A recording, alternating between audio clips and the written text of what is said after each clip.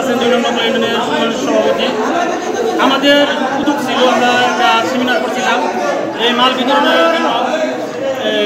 আমার ওয়ার্ডের সভাপতি, সেক্রেটারি এবং 2 নম্বর ইউনিয়নের আওয়ামী লীগের নেতৃত্ব নিয়ে আলাপ আলোচনা করছি যে কীভাবে মালগুলো বিতরণ করা যায়। তখন ওনারা বলছে ছোটো প্যাকেজ একটা, বড় প্যাকেজ একটা। ছোটো প্যাকেজ 360 টাকা, সেটা 260 টাকা দিব। কত দিয়া 330 টাকার মাল 260 টাকা দেবে, 720 টাকার মাল 900 টাকা দেবে। এরকমভাবে কথা হয়েছে। এর মধ্যে টাকার কোনো উল্লেখ করা হয় না। এই যে একটা 20 টাকা করে নেওয়া হয়েছে, এটা ওই সময় আলোচনা হয় নাই। পরে আমার সভাপতি সাহেব রাত্রে আমার কল দিল, ভাই ওনাদের যারা মাল দিবে তাদের সাথে কথা হয়েছে, তারা 20 টাকা করে টাকা নিবে। 30 টাকা করে আবদার করছে, উনি কমাইছে 10 টাকা, 20 টাকা করে আর জানাইছে যে 20 টাকা করে আরে লাগবে। পরে আমি বললাম যে এটা তো আমি ওই হাউজে উত্থাপন করেন নাই, ওনারাও বলে নাই, তাহলে এটা কীভাবে সম্ভব?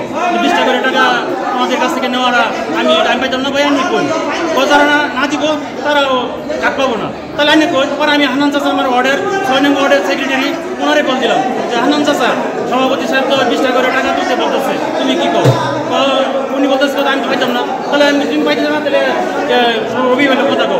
পরে উনি রবিবার সাথে কথা বলছে যে আমার কথাটা সত্য কিনা। পরে আমি ওয়ার্ডের সভাপতি যারা আছে, সেক্রেটারি যারা আছে, রবিবার অবগত করছে যে 20 টাকা করে টাকা লাগবে কার্ড নিতে গেলে। পরে আমি বললাম কী ব্যাপার, কী এর লেগে? কার্ডের মধ্যে একটা করে ছবি দিবে বা মোবাইল নাম্বার থাকবে, এজন্যই এই টাকাটা লাগবে। আমি আমার 600 কার্ড দিছে, আমি যার কি আছে সব টাকা ওনারা দিচ্ছে। আমার ওয়ার্ডের সভাপতি, সেক্রেটারি, আওয়ামী লীগের কর্মী যারা আছে, ওনারা সবাই ওনার হাতে দিয়ে আসছে টাকাগুলো। কত টাকা পাইছেন? আমি 640 টাকা কার্ড প্রথম দাবি দেওয়া হয়েছে। পরে